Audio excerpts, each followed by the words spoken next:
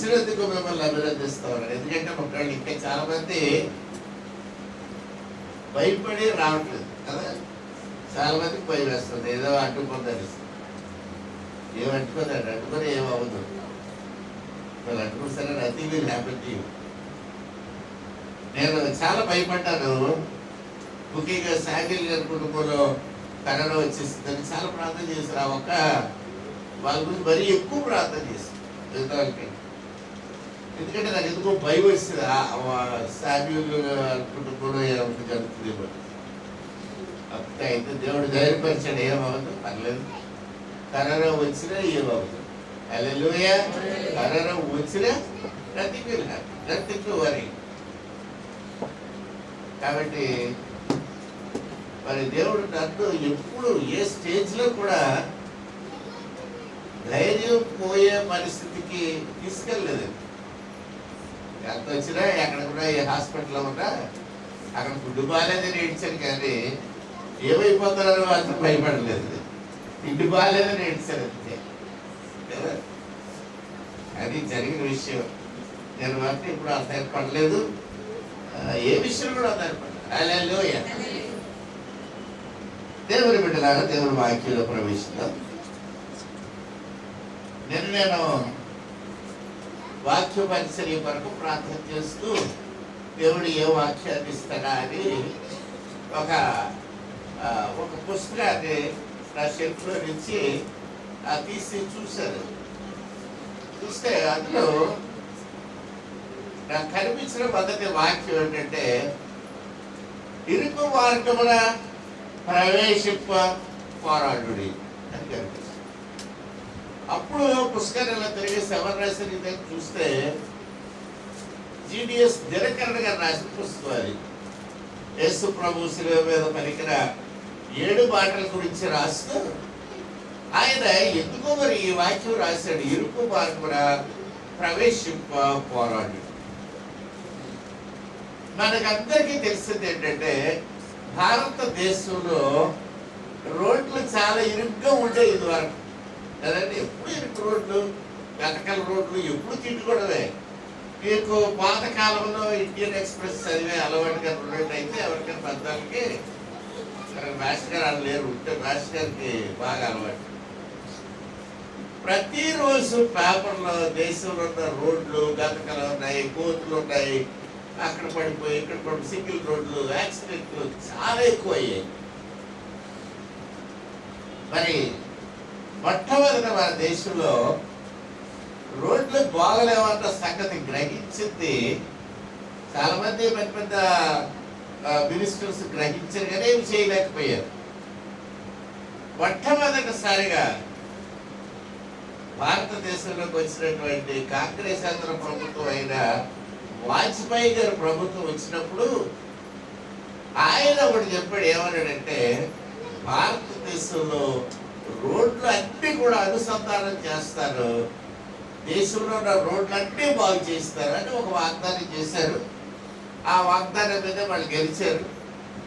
తర్వాత మన దేశంలో నేషనల్ హైవే అనే ఒక కాన్సెప్ట్ వచ్చింది. ఈ ప్రధానమైన రూట్లు అంటే రాష్ట్రంలో ఉన్న క్యాపిటల్ సిటీ నుంచి క్యాపిటల్ సిటీ, హైదరాబాద్ నుంచి కలకట్టాకి, హైదరాబాద్ నుంచి భువనేశ్వర్కి, అలాగే ఢిల్లీ నుంచి అన్ని రాష్ట్ర ముఖ్య పట్టణాలకి వెడల్పాటి రోడ్లు వేశారు. 4 రోడ్లు, 6 రోడ్లు, 8 రోడ్లు అలా వేసారు. అంటే 8 వరుసల్లో కార్లు వెళ్ళిపోవడానికి, బస్సులు వెళ్ళిపోవడానికి రోడ్లు వేసారు. ముఖ్యంగా తమిళనాడు చాలా అడ్వాన్స్గా తయారైంది.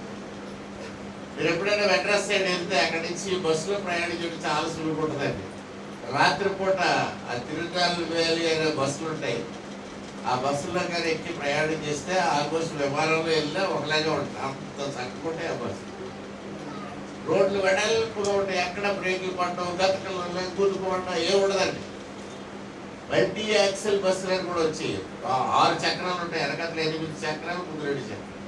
అవి అసలు కుదిరినట్టే ఉండదు, హాయిగా వెళ్ళిపోతారు. అప్పుడు అందరం కూడా ఏమనుకున్నారు, నా భయం అంత బాగా చేశారు, ఎంత పెద్ద రోడ్లు, ఎంత విశాలమైన రోడ్లు. మనం ఏమనుకున్నాం అంటే సుఖంగా ఉంది, హ్యాపీగా ఉంది అనుకున్నాం అంతే. అసలు ఎన్ని కోట్ల కోట్ల కోట్ల రూపాయలు రోడ్ల మీద పూసేసి ఈ రోడ్లు విశాలం చేయడానికి ఇంకేదన్నా కారణం ఉందా అని మీరు ఆలోచిస్తే మీరు ఏమనుకుంటారంటే ఉందంటారా ఏం లేదంటారా? దేశం బాగుండాలని అంత రోడ్లు వేసారు అనుకుంటున్నారా? అక్కడే తెలియదు. మనకు చాలా తెలివితక్కువ అండి బాబు, చాలా తెలివితక్కువ ఆలోచించవేమిటి. దానికి డబ్బు ఎక్కడి నుంచి వచ్చిందంటే పరాయి దేశాల్లో ఉన్న పెద్ద పెద్ద కంపెనీలు ఉన్నాయి. ఆ కంపెనీ ఎంత పెద్దదంటే ఇక్కడి నుంచి అరకంపెనీల వరకు ఒకటే కంపెనీ, అంత పెద్ద కంపెనీలు ఉంటాయి. దాంట్లో పెద్ద పెద్ద కార్లు తయారవుతాయి. ఆ కార్లు అమ్ముకోవడానికి ఇండియాలో ఎవడో కొనట్లేదు.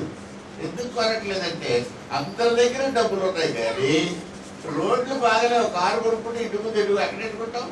రోడ్డు మీద అడ్డానికి ప్లేస్ అన్ని పోట్లేదు. కాబట్టి వాళ్ళు కొనడం లేదు. వాళ్ళు ఏం చేశారంటే మన దేశానికి బతికించి ముందు రోడ్లు బాగు చేయించి, ఎప్పుడైతే రోడ్లు బాగున్నాయో మనం ఏమనుకుంటాం? స్కూటర్ కొనుక్కోవాలా, కారు కొనుక్కోవాలా, ఇది కొనుక్కోవాలా. ఇప్పుడు నీకు చిన్న కారు కుదరదు, మారుతి కారు కుదరదు, ఇంకా పెద్దది కావాలి, ఇంకా పెద్దది కావాలి, ఇంకా పెద్దది కావాలి, ఇంకా పెద్ద కారు కావాలనుకోండి కదండి. ఇంటికి వెళ్ళి మనకి ఆశలు కోరికలు పెరిగిపోతాయి. ఈ డబ్బు అంతా కూడా అక్కడి నుంచి వచ్చింది. ఇక్కడ మనకి పెట్టుబడి పెట్టారు, వెడల్పు రోడ్లు చేస్తారు. నేను రోడ్లు వెడల్పు చేస్తున్నప్పుడు చూసి చాలా సంతోషించేవాడిని. ఇంటికి వెళ్ళి రాత్రి పడుకునేటప్పుడు బైబిల్ తీసి చదువుకుందామని ఒక అధ్యాయం తీసి చదివితే యేసు ప్రభు చెప్పిన మాటలు కనపడేవి. ఏంటా మాటలు? లూకాసు వార్త 11వ అధ్యాయము, లూకాసు వార్త 11వ అధ్యాయము కదండి. ప్రవేశింప పోరాడుడి. 2 మార్గాలు ఉన్నాయని చెప్పాడు ఆయన. మత్తయి సువార్త 7వ అధ్యాయం 13, 14 వచనాలు మీరు చూస్తాయని చెప్పి అదే మత్తయి సువార్త 7వ అధ్యాయము, లూకాసు వార్త కాదు చెప్తుంది. మత్తయి సువార్త 7వ అధ్యాయము 13, 14 వచనాలు చూడండి. ఇరుకు ద్వారమున ప్రవేశించుడి. చదవండి. నాశనమునకు పోవు ద్వారము వెడల్పును ఎవరిది? విశాలమైనది కదా. వెడల్పును విశాలమైనది. రోడ్లు విశాలంగా ఉంటే మనకు చాలా బాగుంటుంది అనుకున్నాం కదా. చాలా బాగున్నది కూడా, బాగానే ఉంది.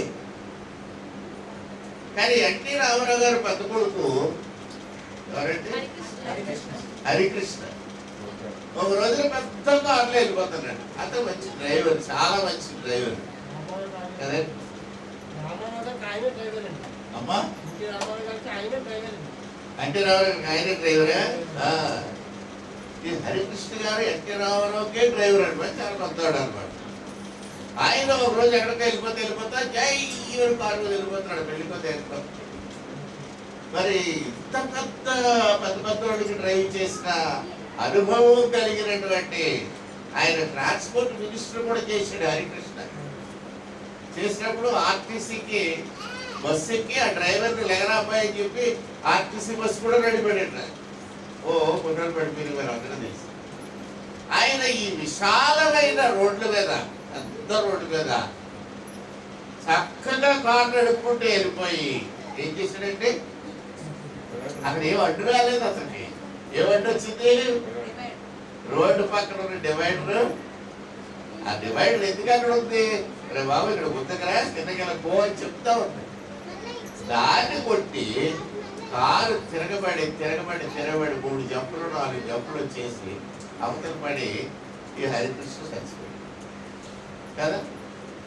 దేవుడు వాక్యం చూస్తే విశాల మార్గములో వెళ్ళండి, ఆ మార్గము నాశనమునకు తీసుకెళ్ళింది. అంటే మనోళ్ళు రోడ్డు మీద చచ్చిపోవడం. ఎర్రనాయుడు గారు ఒక ఆయన తెలుగుదేశం తెలుసు, ఆయన కూడా ఏమైపోయాడంటే రోడ్డు డివైడర్ అడ్డు వచ్చిందండి ఆయన. రోడ్డు డివైడర్ ఎలా ఉండదు, రోడ్డుకి అడ్డకూడదు, కానీ అది అడ్డు వచ్చింది. దాన్ని చూసుకోండి. ఆ పక్కనే ఫుట్పాత్ మీద కూర్చొని అబ్బా కొంచెం మంచినీళ్ళు ఇవ్వమంటే ఎవరో పట్టుకొచ్చి నీళ్ళు ఇచ్చిన నీళ్ళు తెచ్చుకునే ఆ కూర్చుంటే ఆ ఫోటో కూడా వేసింది పేపర్. సో విశాలమైన రోడ్లు వేసుకోవడం వల్ల మరణాలు ఏమీ తగ్గిపోలేదు, మనకి నాశనం అనేది తగ్గడం లేదు. కానీ దేవుడు యేసయ్య 2000 సంవత్సరాలకు పూర్వం విశాల మార్గంలో ప్రయాణం చేయండి చెప్పలేదు. ఆయన చెప్పిన మాట ఏమిటంటే, ఇంకొక మాట కూడా చెప్తున్నాడు. ఏంటంటే, ఇరుకు మార్గంలో ప్రవేశించుటకు పోరాడు, కొట్టు సావాలండి. ఎక్కడ ఇరుకు మార్గం వెళ్ళడానికి మనం సాధారణంగా మీరు ఎవరైనా సరే ఎప్పుడైనా వెళ్ళేటప్పుడు మీరు హైవే మీద వెళ్ళిపోదాం అనుకుంటారా, లేకపోతే సదురు గుద్దురు తిరిగి స్టీల్ ప్లాంట్ లో నుంచి ఆ ఎనవచ్చి వెనకతల నుంచి దూరం వెళ్ళిపోదాం అనుకుంటారండి కదా. మనం వెళ్ళిపోయేటప్పుడు కదా ఇటుపక్క టోల్ గేట్ తగ్గుతుంది, అక్కడ 60 రూపాయలు కట్టాలని చెప్పి ఈ స్టీల్ ప్లాంట్ వెనకతల నుంచి ధర్మరాయుడు పేట మీద నుంచి ఇలా ఆ కొండకర్ల మీద నుంచి వెళ్తాను. అక్కడ కానీ ఒక టైర్ పంచర్ అవ్వాలా సన్నది. ఇరుకు మార్గంలో వెళ్ళడానికి మనం ఇష్టపడం, వి ప్రిఫర్ హైవే. కానీ 2000 సంవత్సరాల క్రితం యేసయ్య చెప్పింది కాంట్రవర్సీ. ఇరుకు మార్గంలో ప్రవేశించడానికి ఏం చేయాలంటే పోరాడండి, కష్టపడండి. అసలు జీవితంలో ఎప్పుడు కూడా వాళ్ళు విడిచిపెట్టకుండా ఉండేది ఏంటి తెలుసునండి? పోరాటం, స్ట్రగుల్ ఫర్ ఎగ్జిస్టెన్స్. అసలు బ్రతకడానికి ఒక పోరాటం వారి జీవితంలో ఎప్పుడు ఉంది, లేకపోలేదు. రిటైర్ అయిపోయినా ఈ పోరాటం తప్పడం లేదు కదండి. చక్క బక్కర్ సీట్ గా రిటైర్ అయిపోయిన రైల్వేస్ లో పెన్షన్ వస్తుంది, కాలు కాలేసి కూర్చొని హాయిగా తినచ్చు. ఆయన ఏ దాడైనా ఇంటి దగ్గర కూర్చున్నారంటే ఒక్క రోజు ఆయన కరోనా వచ్చిన ఇంటి దగ్గర కూర్చోడు అదే. ఎప్పుడు తిరగడమే. నిన్న ఉదయం చూసారు అక్కడెక్కడ పెద్ద దగ్గర ఒక షాప్ లో కడావడి వెళ్ళిపోతున్నాడు, నన్ను చూడలేదు. ఎప్పుడు తిరగడమే. ఎందుకు కష్టపడాలి? Struggle for existence. యేసయ్య చెప్పాడు, మీ పోరాటము మీ జీవితంలో పోదు. ఎన్ని సంవత్సరాలు బ్రతికినా ఈ పోరాటం వారి జీవితంలో తప్పదు. పొద్దున్న లెగాలి, పొయ్యి వెలిగించుకోవాలి, గట్లు తోముకోవాలి, బట్టలు వండుకోవాలి, పొయ్యి మీద పెట్టాలి, ఉడకబెట్టుకోవాలి, తినాలి కదండి. మళ్ళీ పక్కన దగ్గరికి వెళ్ళాలన్నమాట. ఏదో ఒక పోరాటం ప్రతిరోజు. ఎవరినైనా పిలిచి ఏమమ్మా మీరు ఖాళీగా ఉన్నారు కదా, చిన్న పని చేసి పెడతారంటే ఏమంటారు? లేదంటే అయినా నాకు అక్కడ దగ్గర ఖాళీ, గేదెని చూసుకోవాలంటే, గడ్డి కోసుకోవాలంటే, పిల్లలు చూసుకోవాలంటే, మనవాడిని చూసుకోవాలంటే, మనవాడిని చూసుకోవాలంటే ఏదో వాడు చెప్తున్నారు. కానీ నోబడీ ఈజ్ ఫ్రీ. మరి జగన్ వచ్చిన తర్వాత అందరికీ ఏదో ఒక పెన్షన్ వస్తుంది కదా, 2000 3000 అంతకంత వస్తుంది. కాబట్టి హాయిగా ఇంటి దగ్గర కూర్చొని తినకుండా పొద్దున వెళ్ళి రాళ్ళు పోసి ఇటుకలు పోసి అది చేసి ఇది చేసి ఎవడు చదివి పని అని కూలీళ్ళు అందరూ పనిచేయడం మానేస్తారు. ఇదివరకు కూలికి వెళ్ళాడు అందరూ పనిచేయడం మానేస్తారు. కూలీళ్ళు లేకపోతే మేస్త్రీలు పనిచేయరుగా, వీళ్ళు అంతకంటే పనిచేయడం మానేస్తారు. వీళ్ళ పనిచేయక ఇంటి దగ్గర కూర్చుంటే మరి పని ఎలాగవుతుందంటే, అందుకే మరి ఇల్లు సగంలో అయిపోయింది కట్టవలసింది. మేస్త్రి లేరు, వర్కర్స్ లేరు, ఇసుక లేదు, ఏదడితే అదే లేదు, బ్రిక్స్ అడిగితే అవి లేవు. మరి ఎవడైనా ఎవడు పని చేయట్లేదు. మరి ఎలా బతుకుతున్నారంటే గవర్నమెంట్ పెన్షన్ ఇస్తుంది, జీతాలు వస్తుంది, సరిపెట్టుకుంటున్నాం. ఇదివరకు బాగా తిన్నాం, సరిపెట్టుకున్నాం, ఇప్పుడు సరిపెట్టుకుంటున్నాం. అప్పటికి ఇప్పటికి ఏం తేడా లేదు. ఫుడ్ దగ్గరికి వచ్చేసరికి వారికి ఏం తేడా లేదండి. మనం ఇదివరకు ఏంటి తిన్నారు, ఇప్పుడు అదే తింటారు. అందుకని కొంత ఎక్కువ కదా, ఎక్కువ వేసుకుని తినేసిన వాళ్ళు ఎవరున్నారు, అది లేదు. సో వీ హ్యావ్ ది పోరాటం అనేది కామన్ గా ఉంది. కానీ తినే దాంట్లో ఇంక్రీజ్ లేదు, సంపాదనలో ఇంక్రీజ్ లేదు, ఏమీ లేదండి. పోరాటం మాత్రం ఉంటాయి. కాబట్టి యేసు ప్రభువు చెప్తున్న మాట ఏంటంటే, ఇరుకు మార్గములో ప్రవేశింప పోరాడు. ఇదివరకు రోజుల్లో ఈ మాట విని ప్రభు ఇలా చెప్పాడు, ప్రభు శక్తితో కూడు Jesus did not know much. వెడల్పు రోడ్ అయితే హాయిగా స్పీడ్గా వెళ్ళిపోవచ్చు, ఇరుకు మార్గం అయితే చాలా కష్టం, తప్పించుకొని వెళ్ళాలా. ఈ వాక్యం నచ్చలేదు. కానీ యేసయ్య చెప్తున్నది ఏంటంటే ఇరుకు మార్గమున ప్రవేశపు పోరాడు. విశాలమైన మార్గం ఎక్కడ నడుపుతుందట? నాశనములకు నడు. ఇరుకు మార్గం ఎక్కడికి నడుపుతుందట? నిత్య జీవానికి నడుపుతాడు. ఏంటి ఇరుకు మార్గం నిత్య జీవానికి అర్థమేంటి? అసలు యేసుప్రభు ఈ మాట ఎందుకు చెప్పారు? అక్కడ చాలా గొడవలు జరిగినాయండి. యేసుప్రభు రోజుకి వెళ్ళి ఒక మందిరంలోకి వెళ్ళి, మీరు లూకా సువార్త కొద్ది చదివితే అదే 13 అధ్యాయంలో కొంచెం పైకి వెళ్తే అక్కడ ఏముందంటే యేసుప్రభు రోజుని మందిరంలోకి వెళ్ళారట. ఒక ఆవిడ నడువొగ్గిపోయి ఉన్నదంట. ఆవిడని చూశారు యేసయ్య. ఈవిడికి నడువెందుకు ఒగ్గిపోయింది అని ఆలోచించాడు ఆయన. ఇంతకాలం కూడా మందిరంలో 3 మంది సేవకులు వచ్చారు, యాజకులు వచ్చారు, అంతా వచ్చారు, చూశారు. ఆవిడ ఆ మందిరంలో 18 సంవత్సరాల నుంచి అక్కడే ఉందంట. ఆ మందిరంలో 18 సంవత్సరాలు అయింది. ఈ 18 సంవత్సరాల్లో ప్రతి శనివారం, అప్పుడు ఆ దినాలు శనివారం కదా, ప్రతి శనివారం సంపాద దినాన్ని సేవకులు వస్తున్నారు, వాక్యం చెప్తున్నారు, మరి అక్కడ భోజనాలు జరుగుతున్నాయి, అన్ని మామూలే. ఏ ఒక్కరు కూడా ఈ ముసలావిడ పట్టించుకోలేదు, ఈ నడువుకుపోయిన ఆవిడ పట్టించుకోలేదు. 18 సంవత్సరాల తర్వాత యేసుప్రభు వచ్చాడు అక్కడికి. ఆయన ఈ మనిషి చూసి ఎందుకు ఈవిడ ఎలా ఉంది అని ఆలోచించాడు. ఆవిడలో ఒక విచిత్రమైన సంగతి యేసయ్య కనిపెట్టి ఏం తెలిసినట్టు అది బలహీనపరచు దెయ్యము ఆవిడిని పట్టుకుంది. చాలా మందికి మీకు కూడా బలహీనపరచు దెయ్యాలు పట్టుకుంటాయి. అవి ఏమంటాయంటే ఉదయం లెక్కనే అప్పుడే ఏమి లేస్తారా, ఇంకో గంట పడుకో, బలహీనత. మీరు కూడా అనుకుంటారు జ్వరంగా ఉన్నట్టు ఉంటుందే, జ్వరం లేదు మీకు కదా. మీ ఆయన కూడా ఇంకా పడుకున్నాడు లేక అక్కడ అనుకుంటే అక్కడ వేసిపోతారు. కానీ ఆ గొస్సును పడలేదు కదా, ఆ చీవట్లు పడలేదు, వేదన ప్రెషర్ లేదు, ఇంకొక అరగంట పడుకుంటుంది. అదే బలహీన పరుచు దెయ్యం. పురాణాలు ఏం చెప్తున్నాయంటే 8లో అయినా సరే 8 సంవత్సరాల వయసు దాటిన పిల్లలు, 80 సంవత్సరాలు దాటిన ముసలోళ్ళకి ఎగ్జంప్షన్ ఉంది. మిగతా వాళ్ళు అందరూ అంటే 8 సంవత్సరాలు దాటినోళ్ళు, 80 సంవత్సరాల లోపల ఉన్న వాళ్ళు, మనందరూ ఆ స్టేజ్లోనే ఉన్నట్టున్నాం కదండి. 8 years కంటే బిలో ఉన్న వాళ్ళకి వర్తించింది ఈ రూల్. 8 సంవత్సరాల కంటే తక్కువ ఉన్న పిల్లలు పడుకోవచ్చు, 80 ఏళ్ళు దాటినోళ్ళు పడుకోవచ్చు, ఎంతసేపు అయినా పడుకోవచ్చు, ఎప్పుడైనా పడుకోవచ్చు. ఆ కేవలం రూల్ వర్తించడం. ఈ మధ్యలో ఉన్న వాళ్ళు మాత్రం సూర్యోదయానికంటే ముందు లెగిసి సూర్యోదయం కాకముందే స్నానం చేసేయాలి.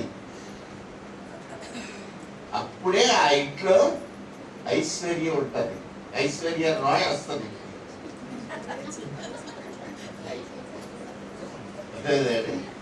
అంతేగాని ఎవరైతే సూర్యోదయం అయ్యే వరకు నిద్రపోతారో ఆ ఇంట్లో మరి డియర్ దరిద్ర దేవత ఉంటుంది అని పురాణాలు చెప్తున్నారు. తెలుసా మీరు అడగచ్చు సూర్యోదయం ఎప్పుడు అవుతుందంటే న్యూస్ పేపర్లో ప్రతిరోజు ఈనాడు పేపర్లో సూర్యోదయం 5 గంటలకి సూర్యాస్తమయం 5 గంటలకి పేపర్లో వేస్తారు. చూసారు ఎప్పుడన్నా? అది చూడరు మీరు. పైన ఏదైనా ఉందనేది చూస్తారు, డబ్బులు వస్తాయి లేదా, పెన్షన్ అవుతుందా లేదా, జగన్ ఏమైనా ఇస్తాడా లేదా, అమ్మఒడు ఉందా, నాన్నఒడు ఉందా, అమ్మఒడు ఉందా, ఆయనఒడు ఉందా, ఎవడో ఏముంటే పట్టుకుపోయి తిందాం, ఇదే చూస్తారు తప్ప సూర్యోదయం 5 గంటలకు చూడరు మీరు. సూర్యోదయం అయ్యే టైము పేపర్లో ఇస్తాడు. ఆ టైం కంటే ముందు మీరు ఏం చేసి ఉండాలా? నిద్ర తేలుకొని స్నానం చేసి ఉండాలి. అలా ఉంటేనే మీరు ఈ పోరాటంలో విజయం సాధిస్తారు, లేకపోతే ఈ పోరాటంలో ఓడిపోతారు. మనం చాలాసార్లు ప్రార్థన చేస్తాం, దేవుడు ఎందుకోరండి నా ప్రార్థన ఎంటలేదండి. అప్పుడు నేను అంటే మీరు 2 గంటలు వేస్తారంటే ఉదయం అంటాం, 8:30 లేచిపోతారండి. అబ్బా 8:30 లేచిపోయి నువ్వు ప్రార్థన ఎప్పుడు చేస్తావు? 9:30 చేస్తాను. ఎంతసేపు చేస్తావు? 1/2 నిమిషం ఏంటి ప్రభు ఆమె అంతే. నీ ప్రార్థన దేవుడు ఎందుకు ఇచ్చాడు? ఎందుకు వినాలి ఆయన కదా. నా ప్రార్థన నీ సన్నిధిని ఎందుకు ఏ జాబుని 3వ జాబుని కనిపెట్టుచున్నది అని ఏడుస్తున్నాడు దావీదు మహారాజు. ఒక ఇశ్రాయేలు దేశానికి మహారాజుగా ఉన్న దావీదు తెల్లవారుజామున 3 గంటలకు లేచి మోకాళ్ళు వేసి ప్రార్థన చేస్తున్నాడంట. మహారాజు ఏ రాజ్యానికి? ఇశ్రాయేలు దేశానికి. ఎవరు ఇశ్రాయేలీలు? దేవుడి చేత ఎంపిక చేయబడ్డ ప్రజల యొక్క మహారాజు 3 గంటలకు లేచి మోకాళ్ళు వేసి ప్రార్థన చేస్తుంటే అమ్మ నువ్వు 8 గంటలకు లేచి ప్రార్థించుతున్నావమ్మా చెప్పండి. 8 గంటలు లేచి ప్రార్థన చేస్తున్నా రాత్రి తెల్లారి 9 గంటలుగా కొడుకు చూసేసాక. కాబట్టి దేవుని ప్రియబిడ్డలారా, అన్సక్సెస్ఫుల్ జీవితం మనలో ఉండడానికి గల కారణం ఏంటంటే నిద్ర తెల్లవారులు నిద్రపోయి 8:30 వరకు పడుకొని బండి కాఫీ లేకుండా ఈ నిద్రని ఎవరు జయిస్తారో అలా ఖచ్చితంగా ఉన్నతమైన స్టేజ్లోకి వెళ్ళిపోతున్నాడు. హల్లెలూయా. ఎవరైతే నిద్రను తట్టుకోలేగా నిద్ర నాకు రావడం ఏంటి, ఐ మస్ట్ స్టడీ అని ఎవరైతే అనుకుంటారో వాళ్ళ జీవితంలో ఉన్నతమైన స్థితిలో ఉంటారు. ఎప్పుడు కూడా దరిద్రంలో కూడా ఉన్నతమైన స్థితిలో ఉంటారు, కష్టంలో కూడా ఉన్నతమైన స్థితిలో ఉంటారు, జ్వరం వచ్చినా సరే ఉన్నతమైన స్థితిలో ఉంటారు. హల్లెలూయా. యేసయ్య చెప్పేది ఏంటంటే ఇరుకు మార్గమున ప్రవేశించ పోరాడు. ఇరుకు మార్గము ఇలాగెళ్తే ఈడు తగులుతాడు, ఇటెళ్తే ఈడు తగులుతాడు, 2 పక్కల ఇరుకే. ముందుకెళ్దామంటే ఎదురుగుడు ఇంకో మనిషి ఉంటాడు, 6 అడుగులు దూరం కాపు ఉంచుకోమంటాడు ఈ కరోనా వాడు. మనిషికి 2 మీటర్లు ఉండాలంటాడు కదండి, 6 feet డిస్టెన్స్ ఉండాలి. ఏసై అంటున్నాడు ఇరుకు మార్గంలోకి వెళ్ళమంటున్నాడు. ఇంకోటి జ్ఞానం ఏంటి ఇరుకు మార్గం అని ఆలోచిస్తే దేవుని ప్రియబిడ్డలారా, దేవునికి ఇష్టమైన వారందరూ కూడా దేవుని ఆజ్ఞలకు లోబడి ఉంటారు. దేవుని ఆజ్ఞలు మనకి నా ప్రియ బిడ్డలారా ఇష్టం వచ్చినట్టు బతకండి అది చెప్తలేదు. దేవుని వాక్యం మనల్ని కంట్రోల్ చేస్తుంది. నువ్వు అలా చేయకూడదు, నీ మనసు ఇలా పరిగెట్టకూడదు, నీ నిద్ర ఇలా 10 కుక్కలో పడుకోకూడదు కదా. నీకు ఇంత నిద్ర పనికిరాదు, నీ వయసు ఎంత, ఎందుకు పడుకున్నావు, లెగు చదువు, వాక్యం ధ్యానించు. ప్రభు 8 గంటలు చదవాలని వాక్యం అని మనం అడిగితే ఆయన ఏమంటాడంటే దివారాత్రము దానిని ధ్యానించువాడు. ఎప్పుడండి దివా అంటే దినమంతా, రాత్రం అంటే రాత్రి అంతా దేవుని వాక్యము. మరి ఎప్పుడు పడుకోవాలి ప్రభు చెప్తాడు ఆయన. నువ్వు అసలు పొద్దున్నుంచి రాత్రి వరకు బైబిల్ చదివితే, దేవుని వాక్యాన్ని ధ్యానిస్తే అప్పుడే ఆయన చెప్తాడు నువ్వు ఎప్పుడు పడుకోవాలో. పడుకోవాలంటాడు, అప్పుడు నిద్రపోవాలన్నాడు. కాబట్టి ఈ పోరాటం అనేది మనలో ఉంటుంది. Because restrictions are there. మన చుట్టూ రూల్సే. నీ దర్శింపాగం దేవుని సన్నిధిలోకి తీసుకురా, లేకపోతే నీవు ఉదయాన్నే ఆయన సన్నిధిలో కనబడు, తెల్లవారేసరికి మోకాళ్ళ మీదకి రా కదా. ఎవడో టీవీలో చెప్తాడు యోగా చెయ్యండి బాగుంటుంది. మీరందరూ యోగా కలిగి దాని బదులు తెల్లవారుజామున లేచి మోకాళ్ళు వేయండి, అదే యోగా.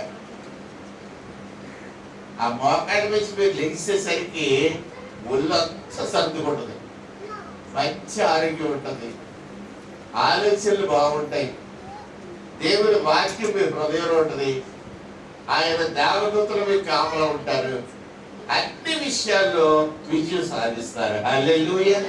కనుక దేవుని బిడ్డలారా, ఈ వాక్యం యేసయ్య చెప్పిన మాట ఉంది కదా, ఎవరికైతే విచ్చలవిడితనం ఉంటుందో, నేనెందుకు చెయ్యాలి నువ్వు చెప్పినట్టు, నా ఇష్టం అని ఎవరైతే అంటారో వాళ్ళట వేరుండ కోరువారు, స్వేచ్ఛను కోరుకునేవారు, దేవుని వాక్యానికి లోబడకుండా నా ఇష్టం అనేవాళ్ళు ఓడిపోతున్నారు.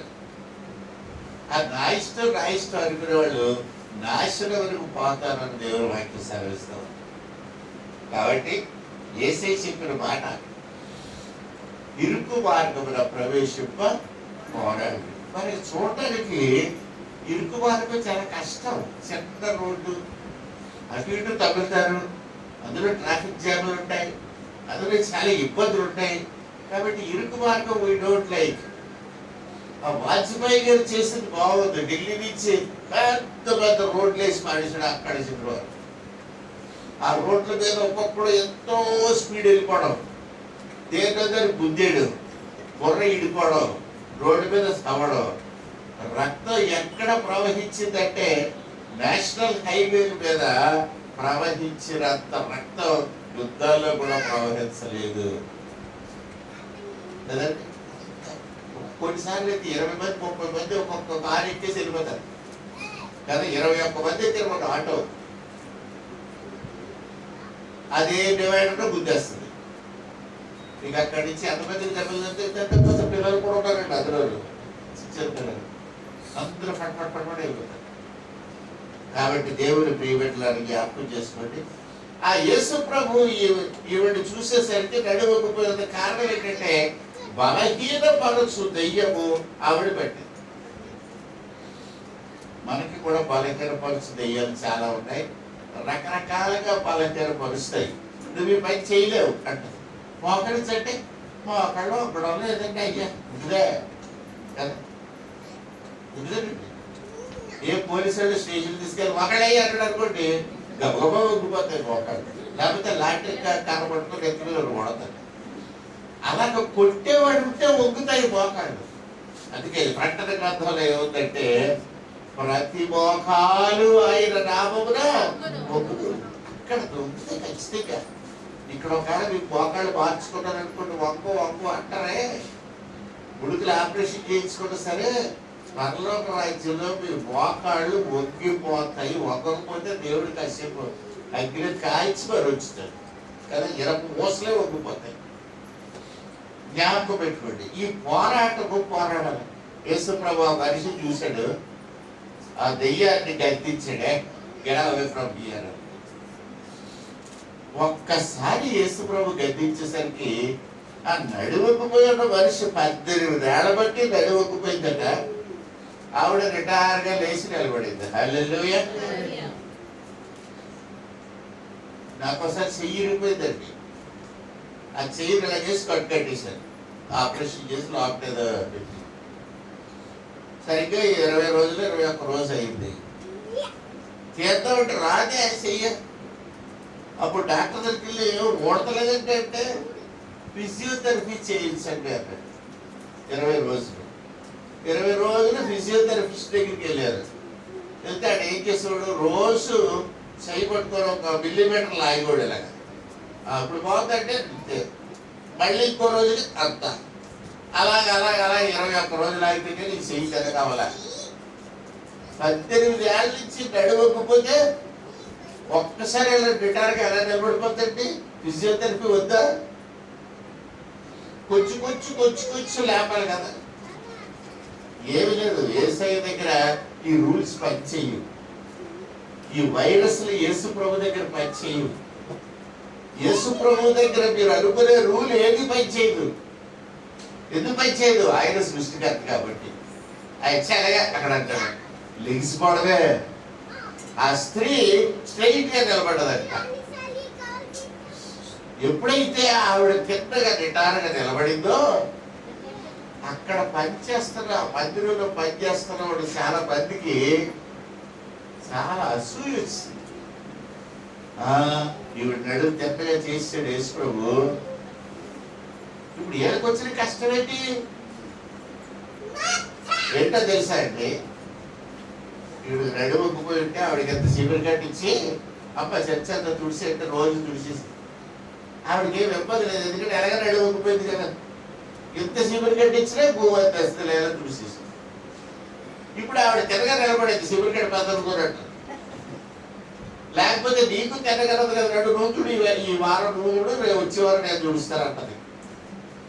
అప్పుడు మిగతా వాడికి రెడీ ఇవ్వకపోతే అందుచేత ఈ యాజకులందరూ కూడా యేసు ప్రభు గారికి దెబ్బలాంటికి వచ్చి ఆవిడనాడు ఎందుకు తిన్నగా చేయాలి, చేస్తే చేశారే, ఆ సంపాదించాలంటే ఎందుకు చెయ్యాలి, నువ్వేదో ఆరాధన వచ్చిన రోజులు వద్దు, మిగతా రోజుల్లో నువ్వు వచ్చి అందరినీ బాగు చేసేయాలి. నేను ప్రధాన యాజకుడికి ఇదే పరండి. యేసు ప్రభువుకి మిగతా రోజుల్లో ఎవరు వస్తారు అసలు మందిరానికి? కాబట్టి యేసు ప్రభు ఇలాంటి వాళ్ళ దగ్గర ఉండకూడదని ఆ ఊరి నుంచి వెళ్ళిపోతున్నాడు. అక్కడ వెళ్ళిపోతూ ఉంటే ఇంకేంటి జరిగింది అక్కడ? దేవుని రాజ్యం ఎందుకు విశ్రాంతి తిరుగురా, గాడిదలైనను ఎద్దులైన గోతులో పడిపోతే మీరు తీసుకుంటారా? ఇంటి కబుర్లు చెప్తున్నారు నాకు. మీ వస్తువు ఏదైనా పడిపోతే మాత్రం తీసుకోవచ్చు. ఏదో మాత్రం ఈవిడ బాగు చేస్తే మీకు ఇష్టం ఉండదు అని యేసు ప్రభు గద్దించిన తర్వాత ఆయన వెళ్ళిపోయిన తర్వాత యెరూషలేముకు ప్రయాణమైపోవచ్చు, గ్రామంలోను పట్టణంలోను సంచరించు. అలా వెళ్తుంటే కొంతమంది ఆయనకి ఎదురయ్యి యేసు ప్రభుని అడిగారు, ప్రభు రక్షణ పొందేవాళ్ళు కొద్దిమందిరా అని అడిగారు. మీరేమంటారంటే రక్షణ పొందేవారు కొద్దిమంది అంటారా ఎక్కువ మంది అంటారా? ప్రకటన గ్రంథంలో చదివితే మనకు కనబడుతుంది. ఇశ్రాయేలీయుల గోత్రంలో ఒక్కొక్క గోత్రంలో నుంచి 12,000 మంది దేవుని రాజ్యంలో ఉంటారు అని ప్రభు చెప్పారు. 12 గోత్రాలు ఉన్నాయి. 12 ఎంతంటే ఎవరికి రాదు.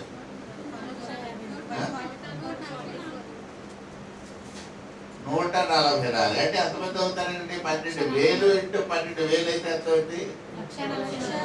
1,00,000. 12,000 ఇంటూ 12 అయితే వస్తుంది 1,44,000. 12,000 ఇంటూ 12,000 అన్నాడు. చెప్పండి. రాదు. అర్థమెటిక్ చాలా కష్టం అండి. ఆల్జీబ్రా వస్తుంది కానీ అర్థమెటిక్ రాదు కదా. లెక్కలు వదిలేసాం మనం ఎప్పుడో కదా. క్యాలిక్యులేటర్లు 100 రూపాయలు అడిగితే క్యాలిక్యులేటర్ వచ్చేస్తుంది.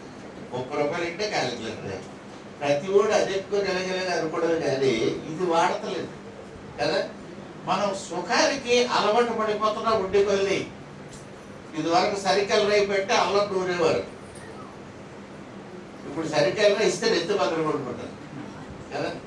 మిక్సీలో వేసేసి పోయి వరకు కొట్టేయడం మనకు అలవాటు అయిపోయింది. మనకు నూనడం రాదు, రుబ్బడం రాదు, తిరగలు విసరడం రాదు, ఏమి రాదు. అవన్నీ మాటలే అర్థం కాదు. కొంతమందికి తిరగలా ఏంటి అడుగుతారు.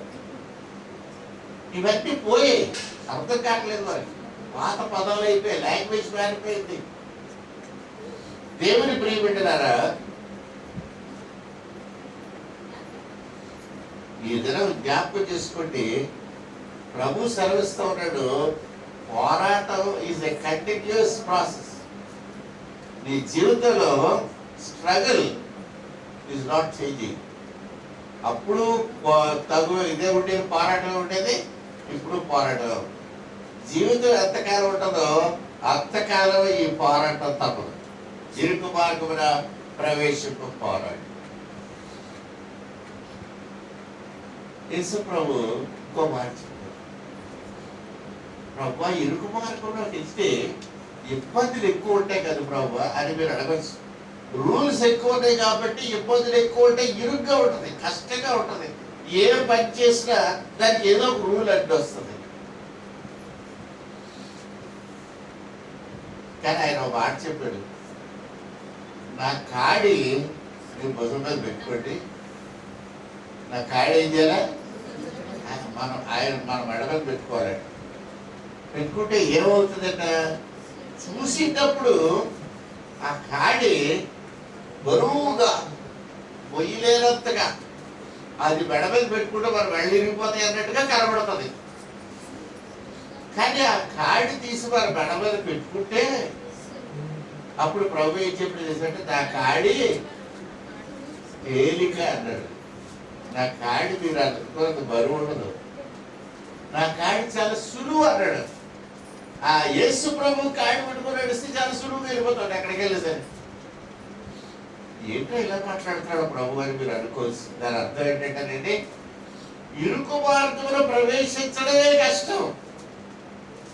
ఒకసారి మీరు ఇరుకు మార్గంలో ప్రవేశించిన తర్వాత మీ ప్రయాణం అంతా కూడా ప్రభువే నడిపిస్తాడు. హల్లెలూయా. అందుకని ఆయన ఇరుకు మార్గంలోకి వెళ్ళేటంటున్నాడు. ఆయన నీకు తోడుగా ఉంటాడు. ఆయన శత్రువుని ఎదుట నీకు విందు భోజనం పెడతాడు కదండి. మనకి ఎదురు కూడా శత్రువు కనపడితే చి అక్కడ గొప్ప చూడవు తీయట్లేదు అనుకుంటాం చాలాసార్లు. మీ పక్కింటి వాళ్ళు ఎవరో ఎదురు కూడా కనపడితే చి ఎక్కడ కనపడలేదు పొద్దునే అని ఎన్నిసార్లు మీరు అసహించుకోలేదు, సేదరించుకోలేదు, అది గొప్ప చూడకు తీయదు అని ఎన్నిసార్లు మీరు విసుక్కోలేదు. దేవుడు అంటున్నాడు, నీకాడు ముఖం సేదరించుకున్నంత అసహ్యంగా ఉన్నా నీ శత్రువు ఎదుట నీకు చికెన్ బిర్యానీ పెడతారు. అప్పుడు నువ్వు శత్రువు ముఖం చూడు, నీ ఫుడ్ చూసుకుని చక్కగా తింటావు. నా గిన్నె నిండి పొరలిస్తున్నది. ఆయన నూనెతో తలాంటి ఉన్నాడు, నూనెతో నాకు అభిషేకం చేస్తాడట. ఎప్పుడు శ్రమ వచ్చినప్పుడు, శత్రువు ఉన్నప్పుడు. హల్లెలూయా. కాబట్టి దేవుని ప్రియబిడ్డలారా, యేసయ్య ఇరుకు మార్గములో ప్రవేశించమని చెప్పినప్పుడు ఆ ఇరుకు మార్గము ఇరుకుగా ఉండదు. ఆ ఇరుకు మార్గమే చాలా బ్రాడ్ అయిపోద్ది. యేసు ప్రభు ఒక మాట చెప్పారు. ఏమని చెప్పారంటే, నా నామమున బాప్తిస్మం పొందండి అని చెప్పారు. దాన్ని పేతురు పత్రికలో చక్కగా రాశాడు. ఎవరు రాశాడు అంటే పేతురు పత్రికలో పేతురు రాస్తున్నాడు చాలా చక్కగా. నోవహు ఓడ తయారు చేస్తున్నాడంట. నోవహు ఓడ తయారు చేస్తున్నాడు. ఆదికాండంలో మీరు అందరూ చదివి మీ అందరూ తెలుసు. ఆ ఓడ తయారైపోయేసరికి జంతువులు, పక్షులు అన్ని కూడా జతలుగా ఓడలోకి వచ్చేసాయంట. అంతవరకు అందరూ ఏమన్నారంటే, పిచ్చోడు ఇక్కడ కడతాడు ఓడ అనుకున్నారు. ఓడ ఎక్కడ కట్టాలి? నది ఒడ్డున కట్టాలి, లేకపోతే ఎక్కడ కట్టాలి? సముద్రం ఒడ్డున కట్టాలి. నీళ్ళు ఎక్కడో ఎక్కడికి వెళ్ళి తోసేస్తే అందులో ఒక పావాల పొడవ కట్టిన తర్వాత. అంతేగాని కొండ మీద పడవ కడతాడు ఎవడన్నా? దాని కిందకి ఎలా తెస్తాడు? దాన్ని నీటిలో ఎలా పెడతాడు? మరి నోవహు ఎక్కడ పడవ కడతాడు? నది ఒడ్డున పడవ కడతలేదే. పెద్ద పెద్ద వార్లు తీసుకొచ్చాడు. సీనార్ బార్లో ఏ బార్లు అంటే చితిసారపు బార్లు తీసుకొచ్చి దాంతో పెద్ద ఓడ కడతాడు. ఓడ కడతన్నప్పుడు ఏం జరిగింది అన్నది ఆదికాండంలో రాయబడలేదు, కానీ పేతురు పత్రికలో రాశాడు. చదువుతారు, చూస్తారు. ఇక్కడ ఏం రాశాడు? 3వ అధ్యాయము, పేతురు మొదటి పత్రిక 3వ అధ్యాయం 20వ వచనంలో చూస్తే ఎవరు రాస్తుందంటే, దేవుడు ఇంకా కనిపెట్టుచుండినప్పుడు పూర్వము నోవహు దినములలో ఓడ సిద్ధపరచబడుచుండగా అవిధేయులైన వారి యొద్దకు, అనగా చెరలో ఉన్న ఆత్మల యొద్దకు ఆయన ఆత్మరూపిగానే వెళ్ళి వారికి ప్రకటించెను. ఎవరు వెళ్ళారు? ఆయన వెళ్ళాడు. ఎక్కడికి వెళ్ళి ఎలా వెళ్ళాడు? ఆత్మస్వరూపుగా వెళ్ళాడు. వెళ్ళి ఏం చేశాడు? ఆయనకు ప్రకటించాడు. ఏం ప్రకటించాడు? ఏమని ప్రకటించాడంటే, మీరు రక్షింపబడండి అని ప్రకటించాడు. ఎలా రక్షింపబడాలి? ఆ ఓడలోకి వెళ్ళండి అని ప్రశ్నించాడు కదా. దేవుడు ఆత్మస్వరూపి అయి అప్పుడున్న ప్రజల దగ్గరికి వెళ్ళి, మీరందరూ కూడా నోవహు కట్టిన ఓడలోకి వెళ్ళండి అని చెప్పాడు. చెప్తే ఎవరైనా వెళ్ళారా? వెళ్ళలేదు. ఎవరు వెళ్ళారు? కత్తుకుళ్ళు, సింహాలు, ఏనుగులు, మొసళ్ళు అవి ఇవి అవన్నీ కూడా లోపలికి వెళ్ళాయి. ఏమేమి వెళ్ళాయో తెలిసిన మీకు దేవుని వాక్యం ఏమని రాసి తెలిసినండి, తమ నాసికారంధ్రములలో వాయువు జీవవాయువు గలవన్నీ కూడా అందులోకి వెళ్ళాయి. చేపలు వెళ్ళలేదు తెలుసండి. చేపలు ఎందుకు ఆ ముక్కులోకి జీవవాయువు నీళ్ళ ద్వారా వెళ్తుంది, దానికి గాలిలో చల్లదు. అందుకని చేపలు ఓడెక్కలేదు, సముద్రంలో ఏది కూడా ఓడెక్కలేదు. ఏవైతే గాలి పీల్చుకొని బతుకుతాయో అవన్నీ కూడా ఓడలో ఎక్కిస్తాయి. మరి వాక్యం ఇంకా ఏం చెప్తుందంటే 80 మనుషులు అందులోకి ఎక్కారు. ఎవరెవరు? నోవహు భార్య, నోవహు 3 కొడుకులు 3 కోడళ్ళు, 6 2 8. ఈ 80 నోవహు ఓడ ఎక్కారు. దానికి సాదృశ్యమైన చదవండి, బాప్తిస్మము ఇప్పుడు మీకు రక్షించున్నది. ఇప్పుడు బాప్తిస్మం ఏం చేస్తుందట? మిమ్మల్ని రక్షిస్తుందట. ఎలా రక్షిస్తుంది? అప్పుడు నోవహు ఓడలోకి దేవుడే స్వయంగా వెళ్ళి ఆత్మస్వరూపంగా వాళ్ళకి బోధిస్తే అప్పుడు ఎవరు వెళ్ళలేదు, ఆ 80 వెళ్ళారు. నాసికారంధ్రములో జీవవాయువు గల పక్షులు జంతువులన్నీ కూడా ఓడెక్కించాయి, అవన్నీ బతికాయి. దానికి సాదృశ్యముగా ఉన్న బాప్తిస్మము ఇప్పుడు మిమ్మల్ని రక్షిస్తుంది. ఇప్పుడు మనమేంటి చెప్తున్నాం? ప్రభువునందు విశ్వాసం ఉంచండి, పాపం ఒప్పుకొని విడిచిపెట్టండి, బాప్తిస్మం పొందండి, వారు మనసు పొందండి అని చెప్తున్నాం. చెప్తుంటే వింటున్నారా? వినరగా? వింటే మన చర్చలు ఇలాగెందుకుంటాయి? వినరు నాకు తెలుసు. మరి ఎందుకంటే ఊరికే చెప్తారు అని మీరు అడగచ్చు.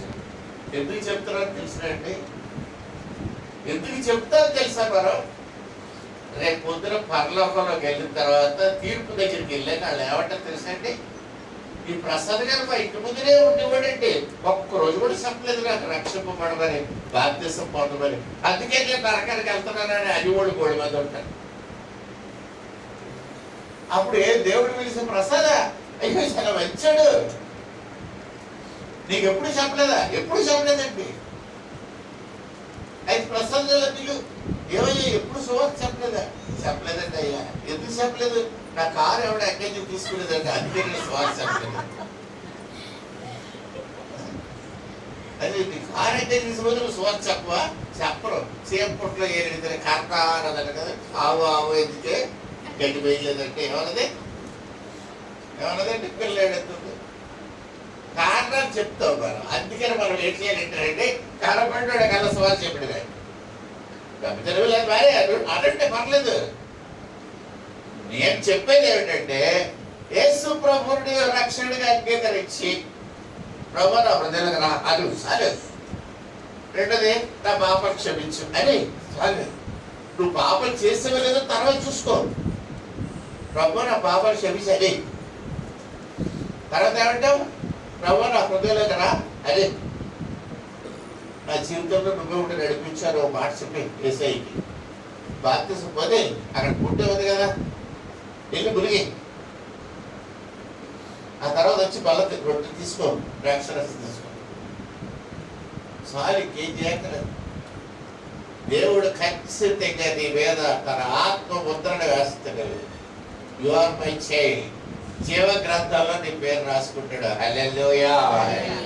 ఎంత సులువుగా రక్షణ పొందడం నీ ముందు పెడుతుంటే మీరు పక్కోళ్ళకి చెప్పకుండా ఎలాగుంటున్నారు? పక్కనోళ్ళకి చెప్పొచ్చు కదా. మీకు చెప్పడానికి 2 అవకాశం ఇస్తాను. ఒకటి ఏంటంటే జస్ట్ రండి ఆదివారం కదా అక్కడ కూర్చొని వచ్చేద్దామని పిల్లండి. అక్కడ ఏదో మావాడు చెప్తాడు, మీరు ఇదేంటి అని చెప్పొద్దు కదండి. జస్ట్ చూసుకోవాలా రండి అని తీసిరండి. రెండోది ఇంట్లో వంట చేయకండి, అక్కడ ఎలాగో వండుతారా శుభ్రం తీసి వచ్చేద్దారు అలాగే అనండి. అక్కడ కూర్చుందంటే పాటలు అవి పడతారు, కాసేపు చూద్దాం, ఎంటర్టైన్మెంట్ అనండి, వస్తారు. అంతకంటే మీరు చేసేది ఏమి లేదు. వచ్చిన తర్వాత వాళ్ళకి ఏమి చెయ్యాలన్నది చెప్పేది బాబు కూర్చి, అది నేను చెప్తా, చూసుకుంటా. వాళ్ళకి నచ్చేటట్టుగా దేవుడు చేస్తాడు, పరిశుద్ధాత్మ కార్యం అది.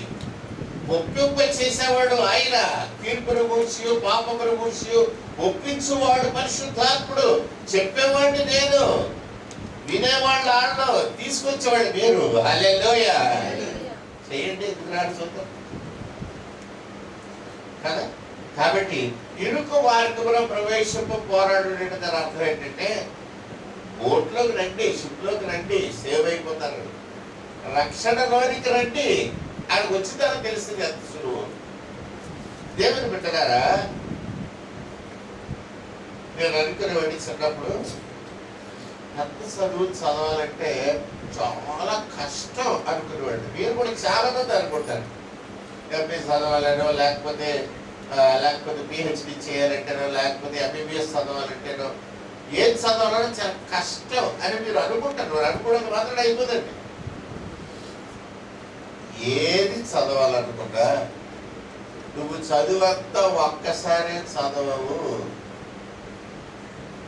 కొంచెం చదువుతావు, రోజుకి ఒక అధ్యాయం కూడా చదవవు కదా. నర్సింగ్ అవ్వాలంటే మూడు పనుంటారు, ఆపరేషన్ థియేటర్లో గుండు కత్తిరించేస్తారు, అది కత్తిరించేస్తారు, గుండు తీసేస్తారు, రక్తం తీసేస్తారు, మిషన్లు పెడతారు, హార్ట్ లాగా మిషన్లు పెడతారు కదండి, వెంటిలేటర్ మీద ఎక్కించేస్తారు, గాలి కొట్టేస్తారు లోపలికి.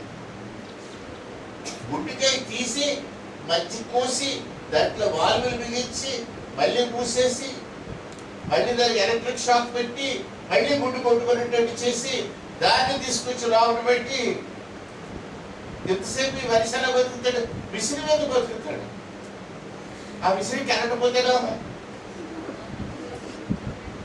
కరెంట్ పోకుండా ఉండే ఏర్పాటు జరుగుతుంది కదా.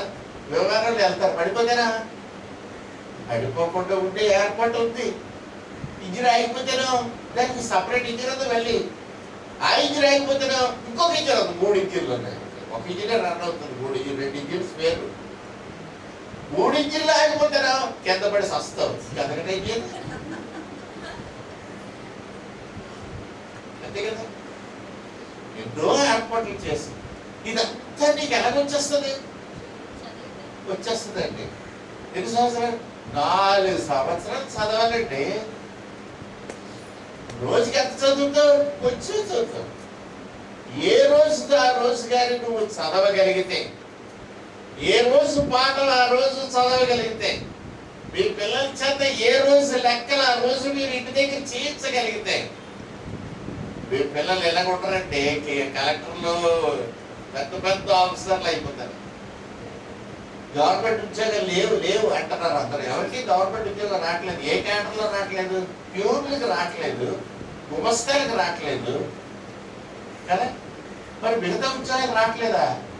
వస్తున్నాయి. కలెక్టర్ ఉద్యోగాలు వస్తున్నాయి, సెక్రటరీలు వస్తున్నాయి, ఎంఆర్ఓలు వస్తున్నాయి, ఎండిఓలు వస్తున్నాయి. అయ్యండి ఎలా వస్తున్నాయండి? అయ్యండి పబ్లిక్ సర్వీస్ కమిషన్ రాయితే అవుతాయండి.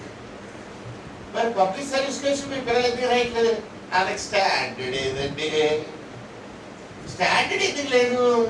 నువ్వు చిన్నప్పుడు సెల్ ఫోన్ గురించి ఆడుకో అన్నావు, అది గేమ్స్ ఆడటం వచ్చింది, దానికి లెక్కలు చేయడం రాలేదు. ఆడు ఎంఆర్ఓ ఎలాగ అవుతాడు, ఆడు ఎంపీఓ ఎలాగ అవుతాడు, ఆడు కలెక్టర్ లాగా అవుతాడు. ఆడు సెల్ ఫోన్తో ఆడుకుంటాడు, లారీ డ్రైవర్ అవుతాడు, క్లీనర్ అవుతాడు. క్లీనర్ అయ్యాక డ్రైవర్ అవ్వాలండి. Therefore, కొంచెం డెవలప్ అయితే 4 సంవత్సరాలు చదివితే నువ్వు ఎక్సలెంట్ నర్స్ అవుతావు, లేకపోతే 5 సంవత్సరాలు చదివితే డాక్టర్ అవుతావు. ఆ తర్వాత నువ్వు దాని మీద మళ్ళీ ఇంకా ఫర్దర్ స్టడీస్కి వెళ్తే ఇంకా చదువుతావు. అప్పుడు నువ్వు స్పెషలిస్ట్ అవుతావు, కన్సల్టెంట్ అవుతావు. అప్పుడు నీ దీవెనలు, నీ ఆశీర్వాదాలు, నీ స్టేచర్ అన్నీ మారిపోతాయి. ఈ అత్యంత ఆలోచనలు నీ బుర్రలో ఉండవు, ఉన్నతమైన తలంపులోకి వెళ్ళిపోతావు. నీ ఫ్రెండ్స్ అందరూ ఉన్నతమైన సర్కిల్లో ఉన్నవాళ్ళు ఉంటారు. నీ ఆలోచన విధానంలో మార్పు వచ్చేస్తుంది. Everything changes. దాని అందరికీ కారణం ఏంటంటే కష్టంగా ఇరుగ్గా ఉంటుంది. చిన్నప్పుడు సెల్ ఫోన్ వాడొద్దంటే కష్టం కదా. ఒరే ఈ పనులు చేయకండి కష్టం. తెల్లార్చారు 5 గంటల కంటే ముందు లేచి స్నానం చేయడం అంటే కష్టం. తెల్లవారు 8:30 వరకు పడుకోరంటే సుఖం కదా. ఇవన్నీ కూడా ఇరుకు మార్గమున ప్రవేశించ పోరాడి అలా చేస్తూ ఉంటుంది. నీకు దేవుడు రక్షణ ఇచ్చాడు, నిత్య జీవం ఇచ్చాడు, ఎంత సులువుగా ఇచ్చాడు. అక్కడ కుంటి పెట్టాడు, అక్కడ బాప్తిసం తీసుకోమన్నాడు, వచ్చి బల్ల తీసుకోమన్నాడు, జీవగ్రంథంలో నా పేరు. అంతకంటే తీర్పు దగ్గరికి వెళ్ళినప్పుడు మీరు అనుకుంటారు నువ్వు ఎన్ని పాపాలు చేసావు అందుకే నీకు అగ్గిలు వేస్తానని అంటాడు దేవుడు అనుకున్నాడు. కాదు, మనం చేసిన పాపము వల్ల మనల్ని దేవుడు నరకంలో వెయ్యడు. ఎందుకు వేస్తాడు మరి? దేవుని నువ్వు నమ్మలేదు, ఆయన రక్షించమని నువ్వు అడగలేదు కనుక నేను నరకంలో వేస్తాను. ప్రభు నేను పాపను క్షమించాను అంటే నీ పాపలన్నీ క్షమించేస్తుంది ఆయన. నువ్వు క్షమాపణ అడగలేదు, ఎందుకు? గర్వం. నేనేం పాపం చేశాను, నా తప్పేది లేదు కదా. చాలా సార్లు మనం చట్ట విరుద్ధమైన పనులు చేస్తాము. ఏదైతే చట్టం చెప్తుందో ఆ పని చెయ్యం. చట్ట విరుద్ధమైన పనులు మనం చేస్తాం. చేసిన తర్వాత దొరకనంత కాలం మనం బాగానే ఉంటాం. రోజు దొంగతనం చేస్తున్నాం అనుకోండి, మనం మళ్ళీ ఎప్పుడూ పట్టుకోలేదు. రోజు బంగారం, పక్కింట్లో బంగారం కొట్టేస్తున్నాం, ఇంట్లో జోబులు కొట్టేస్తున్నాం, పర్సు కొట్టేస్తున్నాం, అన్ని బాగా ఉంటాయి. ఎప్పుడూ దొరకలేదు. ఎలా ఉంటుందండి? చాలా హ్యాపీగా ఉంటుంది కదా. బెత్తమని ఆయన ఒక పుస్తకం రాశాడు, థియరీ. ఆ థియరీలో ఏం రాశాడంటే, చాలా మందికి సుఖాలు కష్టాలు కలిపి ఒక తక్కడి ఉంటుంది బ్యాలెన్స్ బుర్రలో. సుఖాలన్నీ ఇలా పడిపోతుంటే హ్యాపీగా ఉంటుంది. జోబులు కొట్టేస్తున్నంత కాలం చాలా సంతోషంగా ఉంటుందట. దొరకనంత కాలం చాలా ఆనందంగా ఉంటుందట. దొరికితే ఏమవుతుంది అన్నది ఆలోచించండి. లోపల తీసుకెళ్ళి చెదగొడి పారేస్తారు. ఉడుకులు గిడుకులు అన్నీ ఇరిగిపోతాయి, నడక మారిపోతాయి, పక్కటేమికి ఇరిగిపోతాయి. అప్పుడు దుఃఖాలు వచ్చేస్తాయండి. బెత్తగా నాశనం. సుఖాలు, దుఃఖాలు. ఈ దుఃఖాలు వచ్చిన తర్వాత అయ్యో నేను చేసింది తప్పు కాబట్టి నన్ను తన్నారు అని అనుకోరు. ఏమనుకుంటారు తెలుసండి? యోబు గారు దొంగతనం చేస్తే కొట్టలేదు, దొరకలేదు, నేను దొంగతనం చేస్తాను చదకొట్టిస్తారు అని అనుకుంటారు. పక్క దొంగడు దొరకలేదు, వాడు బాగా ఉన్నాడు, వాడు చెల్లింది నాకు చల్లలేదు అని మీరు ముఖం ఎత్తి పెడతారు తప్ప నేను చేసింది తప్పు అని మీరు జరగలేకపోరు. ఒప్పుకుంటారంటే ఒప్పుకోరు. మీరు చేసింది తప్పు అని ఒప్పుకుంటారా? ఇప్పుడు ఆడు చేశాడు, ఆడికి చెల్లుతుంది, నాకు చల్లదా? ఆడికి చెల్లుతుంది, అది దొరకలేదు కాబట్టి. చేపలు పట్టేవాడు గాలానికి ఏడుకుచ్చుతాడంటే ఎరకుచ్చి చెరువులో వేస్తాడు. వేస్తే ఏ చేప అయితే ఎర బిందుతుందో దాన్ని లాగుతాడు బయటికి. అవునా? అప్పుడు ఆ చేప బయటకు వచ్చి బోల్డ్ చేపలు నాకంటే ఇంకా మనిషిని బోల్డ్ ఉంటాయి చెరువులో, ఆటలు పట్టుకోకుండా నన్ను పెట్టుకున్నవే పక్క చిక్కిపోయిందండి అని అంటదా? అంటే మాత్రం వీడు మళ్ళీ ఈ చేపలు వదిలేసి ఇంకో బాగా మనిషి చేప కోసం మళ్ళీ గాలి వేస్తాడా? సర్లే ఆయన సంగతి రేపు చూస్తాను, ఇవి అంటే నువ్వు ఫ్రై అనేసి బుట్టలు వేసుకుంటా అంతే కదా. కాబట్టి దేవుని ప్రియబిడ్డలారా, సాకుని చెప్తాం మనం, అదే వద్దు అంటున్నాడు. ఇరుకు మార్గంలో ప్రవేశించండి అంటే నీకు రెండో ఆల్టర్నేటివ్ లేదు. దేవుని మాట విని ఆయన చెప్పినట్టు చేయలేదు, అది దాని అర్థం. ఆయన చెప్పినట్టు చేస్తే విశాల మార్గం మనకు వస్తుంది. ఎలాగొస్తుందంటే ఆయనే మనల్ని నడిపిస్తాడు, మనం చూడక్కర్లేదు. నువ్వు విశాల మార్గంలో నీ కారు నువ్వు నడుపుకుంటే వెళ్తున్నావు అనుకోండి, కృష్ణ గారి లాగా, హరికృష్ణ లాగా, ఏ టైంలో యాక్సిడెంట్ అవుతుందో నీకే తెలియదు, నువ్వు వేసి వస్తావు. రైట్? అదే నాకు చిన్న కారు ఉందనుకుందాం, ఆ కారు నేను నడుపుకోవట్లేదు, యేసు ప్రభుని పిలిచి ప్రభు నువ్వే నడుపుతున్నారు అనుకోండి, ఆయనే నడుపుతున్నాడు అనుకోండి, నేను వెనక సీట్లో హ్యాపీగా పడుకుంటాను కదా. ఎందుకంటే ఏసీ నడుపుతుంటే నాకు యాక్సిడెంట్ అవ్వదు. ఎందుకు అవ్వదు తెలుసా అండి? ఎందుకు అవ్వదు? ఎందుకంటే ఆయన దేవదూతలు రోడ్డు అంతా కూడా ముందు పైలట్లు వెళ్తుంటారు. ఆ పైలట్లు లగడ అయ్యగారు వస్తున్నారు తీసి పడేస్తారు, అట్లే ఉంటాం. నన్ను తీసుకెళ్లేవాడు నా ప్రభు. ఆయన కాడి నా మీద పెట్టుకుంటే అది సులువు, అది భారములే తేలిక, అది సులువు. కాబట్టి ఆయన దగ్గరికి వెళ్ళి ప్రభు నువ్వు నా జీవితాన్ని నడిపించడం మంచిదా, నా జీవితాన్ని నేను నడుపుకుంటాను అని అనడం మంచిదా? ఖచ్చితంగా మన జీవితాన్ని దేవుని చేతిలో పెడితే కరోనా కాదు ఏ నా వచ్చినా సరే మనల్ని ఏమి చేయదు. మన జీవితాన్ని నేనే నడుపుకుంటానని నువ్వు అనుకుంటే కరోనా వచ్చి నీ కారుతోటే మిగ్గేస్తుంది. కాబట్టి మనకు ధైర్యం ఎక్కడ వస్తుందంటే మనల్ని నడిపించేవాడు ఎవడో చూడండి, మనల్ని డ్రైవ్ చేసేవాడు ఎవడు. Who is our driver, who is our leader, who is our father. మనల్ని రక్షించేవాడు ఎవడు, మనల్ని కాపాడేవాడు ఎవడు, మన ప్రార్థన వినేవాడు ఎవడు. అటువంటి వాడు మనకు కావాలి. పోరాటం అన్నది ఎప్పుడూ తప్పదు, నువ్వు ఎప్పుడూ పోరాడుతూనే ఉంటావు. ఎఫెసీయులకు రాసిన పత్రిక 5వ అధ్యాయము ఒక్కసారి నేను నాతో చూస్తే ఆ విషయం చెప్పి నేను ముగించేస్తాను. మనం పోరాడున్నది ఎవరితో? శరీరములతో కాదు కానీ వేలయనగా 12వ వచనం 5వ అధ్యాయం. శరీరులతో కాదు కానీ ఎవరితోనంటే? ప్రధానులతోనూ అధికారులతోనూ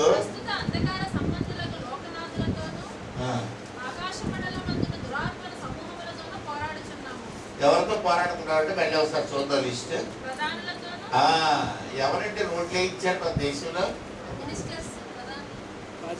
ఎవరు వేయించారు? పట్టమండి స్టార్టింగ్ లో చెప్పాను, వాజ్పేయి. ఎవరైనా ప్రధానమంత్రి. ఇక్కడ ఏం చెప్తున్నాడు? ఇక్కడ మనము పోరాడినది ప్రధానమంత్రితోను. మనం పోరాడినది ప్రధానమంత్రితో పోరాడుతున్నాడు. ఎందుకు పోరాడుతున్నాడు? రోడ్లు బాగా విశాలంగా వేయించాడు కదా. ఏసై ఏం చెప్తున్నాడు? విశాల మార్గం ఎక్కడికి వెళ్తున్నాడు? హరికృష్ణ ఎక్కడికి వెళ్ళాడు? అంటే కదండి హైవేలో వెళ్ళాడు, హైవేలో చచ్చిపోయాడు. రైట్. కాబట్టి హైవేలో వెళ్తే ప్రధానంతో దెబ్బలాడాడు. మనం వెళ్ళయ్యా హరికృష్ణ గారు చచ్చిపోయాడు, మీరు వేసిన రోడ్డు. రైట్. ఇంకెవరుతుందండి? అధికారులతో. మనం కూడా అధికారులతోనే దెబ్బలాడుతున్నాం. ఎందుకు దెబ్బలాడుతున్నాం? అధికారులు ఇచ్చారు డివైడర్స్. అసలు డివైడర్స్ లేకుండా రోడ్లు వేస్తే ఎలా ఉండేది? హరికృష్ణ చచ్చిపోయేవాడు కాదు కదా. వీడు చచ్చిపోవడానికి కారణం ఎవడు? అధికారులు, ఎగ్జిక్యూటివ్ ఇంజనీర్, సూపరింటెండెంట్ ఇంజనీర్. ఎందుకు వేయాలి డివైడర్స్? అర్థం చెప్పలేదు. ఇంకెవరండి? ప్రస్తుత అంధకార సంబంధమైన లోకనాథులు. ఎలా తెలుసా అండి? Police department. పోలీసులు కదా మళ్ళీ అడ్డు ఆఫీస్ అటల్ కంటే ఇచ్చారు మొత్తమే ట్రాఫిక్. అటు ఇటు ఇటు అటు పర్వాలేదు. ఇహలోక సంబంధమైన అధికారులు మాట్లాడితే ఈ మధ్య గుంట తీసేస్తున్నారు. ఏదైనా గుంట తీసుకుంటే అనుకుంటా వెళ్ళిపోతాం మనం. ఇంటికి వచ్చేది మన కార్ నెంబర్ తోటి సహా. ఏంటి పన్ను కట్టడం 535 రూపాయలు. ఈసారి తిరిగి కట్టేయండి. మనకు కోసం వచ్చింది ఏంటి తెలుసుగా? ఈసారి వెళ్ళక్కర్లేదు, ఫోన్ పే కదా. ఫోన్ పే కట్టే సభ్య 535 కదా అనుకుంటాం. ఇది మన జీతంలో కట్ అయిపోతాం సగం గుర్తున్నాం. ఫోన్ పే చాలా ఈజీగా ఉంది పే చేసి. ఒకటిసారి అప్పుడు కొడిస్తే ఆ డబ్బులు మనకు కట్ అయిపోయి పోలీస్ డిపార్ట్మెంట్కి. కాబట్టి ఎవరితో దెబ్బలాడుతున్నారు ఇప్పుడు? లోకనాథులతోటి. ఇంకా అయ్యా ఇవన్నీ ఒక ఎత్తండి. వీటన్నింటి కలిపి మనం ఏమనొచ్చంటే ఆకాశ మండలంలో ఉన్న దురాత్మల సమూహములతో మనం పోరాడుతున్నావు కదా. ఇవన్నీ దురాత్మలే. వచ్చాప్లేటివి ఇవన్నీ కూడా దురాత్మలే. ఈ దురాత్మల సమూహాలతో మనం పోరాడతాం. ఈ పోరాటం పోదు, ఆగదు. అయితే యేసయ్య ఏం చెప్తున్నాడంటే వీటిని జయించడానికి నేను మీకు కవచం ఇస్తానండి. ఏం కదా కవచం? ఇచ్చి సర్వాంగ కవచం. ఎలా ఉంటుందండి అది? సత్యమైన దట్టిగా నడుముకు మంచి సత్యం కట్టుకోవాలి మనం. నెక్స్ట్ నీతిగా అటు ధరించాలా, పైబరువు అంటే బ్రెస్ట్ ప్లేట్, పాదములకు కాళ్ళకి సమాధాన సువార్తను జోడు తొడుక్కోవాలి. అంటే దాని అర్థం ఏంటంటే పక్కింటి సువార్త చెప్పాలి. కాళ్ళకంటే నీ ఇల్లు వదిలిపెట్టి పక్కింటికి నడిచి వెళ్ళాలి కాబట్టి కాళ్ళకి ఏంటి ఉండాలో సమాధాన సువార్త. ఏమిటా సమాధానం? నువ్వు చచ్చిపోయిన తర్వాత నరకానికి వెళ్ళకుండా సమాధానం కావాలంటే బాప్తిసం కుండీలో ములుగు అని చెప్పాలి. రైట్. నెక్స్ట్ విశ్వాసం అనే డాల్. నీకు అసలు అది లేదు. విశ్వాసం ఉంటే మనం శత్రువు ఏం చెప్పినా సరే దాన్ని అడ్డుకోగలం. ఈ అమ్మ మాకు దేవుళ్ళు ఏంటంటే ముగ్గురు దేవతలు ఉన్నారంటే ఉన్నారమ్మ, ఒక దేవత నీ కోసం ప్రాణం పెట్టలేదని చెప్పగలిగి ఉండాలి. అది విశ్వాసం అనే డాలు. నెక్స్ట్ రక్షణ అది శిరస్త్రాణం. అసలు నీకు హెల్మెట్ ఉందా? లేకపోతే పోలీసు 500 ఫైన్ కట్టాడు కదండి. ఏంటి హెల్మెట్ అట? నువ్వు రక్షింపబడ్డావు. అసలు నువ్వు బాప్తిసం పొందావా కదా? నువ్వు బార్బర్స్ పొందావా? లేకపోతే ఇంకా చుట్ట కాలుస్తున్నావా? నువ్వు చుట్ట కాలుస్తూ పక్కడు చుట్ట కాల్చొద్దు అని చెప్పేవారు కూడా ఎవడని వింటాడా? వాళ్ళకమ్మ చెప్పు, నువ్వు ముందు బారిసినప్పుడు చెప్పు అంటాడా లేదా? నువ్వు తాగేసి వెదను తాగితే ఆరోగ్యం పోవడం ఉంటుంది అనుకోండి. ఆడేవాడు ముందు నువ్వు తాగ తగ్గించరా అంటాడా? అంట నీకు శిరస్త్రాణం ఉందా లేదా? రక్షణ ఉందా లేదా? నువ్వు రక్షింపబడ్డావా లేదా? నువ్వు రక్షింపబడితే పక్కన రక్షణ గురించి ఖచ్చితంగా చెప్తావు. నువ్వు రక్షింపబడకపోతే హెల్మెట్ ఊసేస్తావు. నువ్వు హెల్మెట్ వేసుకుంటే పక్కన హెల్మెట్ లేకుండా వెళ్ళిపోతుంటే పోలీసు వాడు ఆపితే మనం హెల్మెట్ వస్తే అని చెప్పి వెళ్ళిపోయాం అనుకోండి. మనకి ఎదురుకుండా ఒకడు హెల్మెట్ లేకుండా వచ్చేస్తున్నాడు. ఆడు పోలీసుల దగ్గరికి వెళ్తున్నాడు. అప్పుడు మనం ఏం చెప్తాం? ఆపి బెదరు, అక్కడ పోలీసులు పట్టుకుంటాడు, నీకు హెల్మెట్ లేదు చెప్తా కదా. ఈ లారీ వాళ్ళు చూడండి మరీ అక్కడ ఎవడన్నా చెకింగ్ అవుతుంటే ఆడు చదువు తిప్పేసాడు రాపురంలో కదండి. అక్కడ చెకింగ్ అవుతుంది అనుకోండి, రాపురంలో తిప్పేసి ఇలాగెళ్ళి అలా ఆపేస్తుంది చదువు. ఇడు పోయి పడుతుంది. నీకు శిరస్త్రాలు ఉంటే, నీకు రక్షణ ఉంటే మిగతా వాడికి రక్షణ గురించి ఇంకేంటో ఆ ఖడ్గం ఉండాలి చేతిలో. దేవుని వాక్యం చెప్పగలిగే సత్తా కూడా ఉండాలి.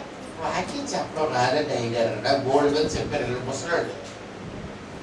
ముసలాళ్ళు అండి, పెద్ద పెద్దోడు. ఏంటి రాదు వాక్యం చదవడం. మరి ఏంటి వచ్చి మీకు? నరేంద్ర మోడీ ఏమన్నాడంటే, ఆ గడ్డపూడి ఏమంటే నీకు ఎదుగా వాక్యం చెప్పు. అది రాదు నీకు. నరేంద్ర మోడీ గురించి ఎలా తెలుసు? ఇవాళ పొద్దున్న లేచి ఈనాడు పేపర్ చదివిస్తాను. ఈనాడు పొద్దున్న లేచి 23 దావీదు కీర్తన చదివావా? లేదే. ఇవాళ ఉదయం లేచి అట్టపక్క మీద వాక్యం చదివా? విరిగిన హృదయం గలవారిని యెహోవా కనికరించు. విరిగిన హృదయం గలవారిని కదండి యెహోవా ఆశీర్వదించినారు, కనికరించు. చదవలేదు.